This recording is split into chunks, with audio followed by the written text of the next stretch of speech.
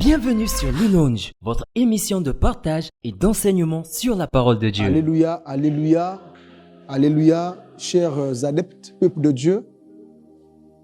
Merci de nous retrouver une fois de plus aujourd'hui sur votre émission Lounge. Le thème, les devoirs d'un disciple au sein de la communauté, tiré du livre de 1 Pierre, chapitre 1, du verset 13 à 14.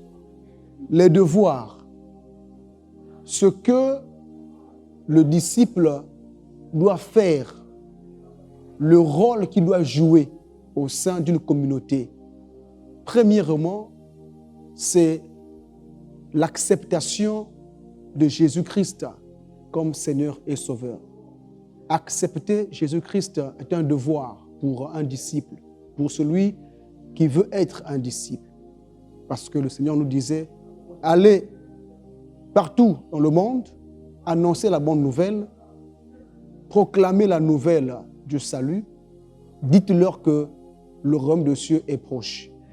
Et ce que le disciple devrait faire, c'est de vivre en harmonie avec le Seigneur. C'est de mettre la parole de Dieu en pratique. C'est d'obéir aux commandements de Dieu. C'est d'obéir aux préceptes de l'Église pour nous dans le CPA. C'est de marcher selon la volonté parfaite de Dieu. C'est d'être identique à Christ. Comme disait l'apôtre Paul, soyez mes imitateurs, comme je le suis de Christ. C'est d'être l'image parfaite de Christ. C'est de vivre dans la parole de Dieu. Voilà pourquoi, dans le livre, notre texte de base, 1 Pierre chapitre 1, du verset 13 à 14, la Bible dit, « C'est pourquoi, saignez les reins de votre entendement, soyez sobres, et ayez une entière espérance dans la grâce qui vous sera apportée lorsque Jésus-Christ apparaîtra. » Le verset 14, « Comme des enfants obéissants, ne vous conformez pas aux convoitises que vous aviez autrefois, quand vous étiez dans l'ignorance. » Alors, ici, la Bible nous ramène, nous interpelle d'être sobre dans la démarche chrétienne, dans la démarche ecclésiastique. Et il nous demande encore d'avoir une entière espérance que nous sommes sauvés, d'avoir l'assurance du salut, d'avoir une ferme conviction que nous sommes sauvés parce que nous sommes enfants de Dieu, parce que nous avons reçu Jésus-Christ comme Seigneur et Sauveur. Parce que le disciple ici acceptait Jésus-Christ. Et puisqu'il a accepté Jésus-Christ, il doit avoir une entière espérance que je suis sauvé, je suis un enfant de Dieu. Et que je dois être sobre. Que je dois avoir l'entendement spirituel afin de comprendre les Écritures.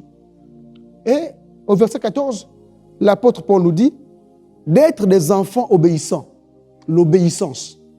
Le disciple doit être obéissant, doit vivre dans l'obéissance de la parole de Dieu, l'obéissance des préceptes de l'Église, l'obéissance à la loi établie par Dieu, l'obéissance à la vérité divine, l'obéissance à Jésus-Christ.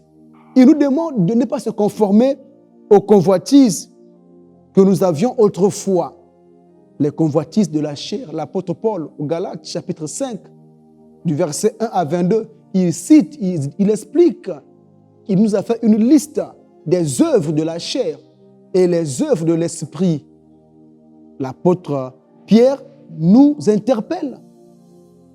Il nous demande de ne pas vivre selon ces convoitises de la chair que nous avons eues autrefois, mais de vivre dans les convoitises de l'esprit. Mais quelles sont les œuvres de la chair? La haine, la jalousie, la médisance, les calomnies, le vol, l'impudicité, l'impureté, l'adultère. Et l'apôtre Pierre nous demande de s'accrocher dans la vie de Dieu afin de manifester les œuvres de l'esprit, l'amour, la joie, la paix, la patience, la bonté, la douceur. Ce sont les œuvres de l'esprit. L'amour pour l'Église, l'amour pour le prochain, qui est le plus grand commandement, qui dit, la Bible dit, tu aimeras ton prochain de tout ton cœur, de toute ton âme.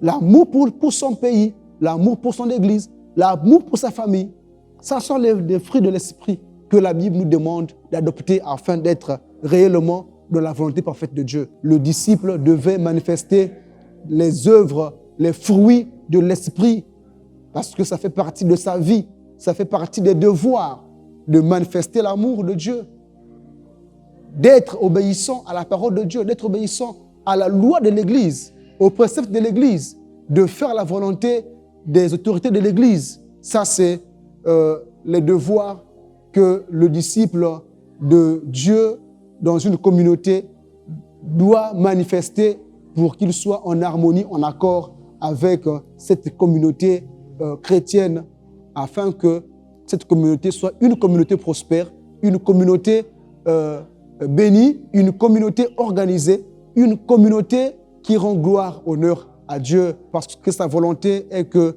tout homme soit sauvé, toute communauté soit prospère et bénie, toute église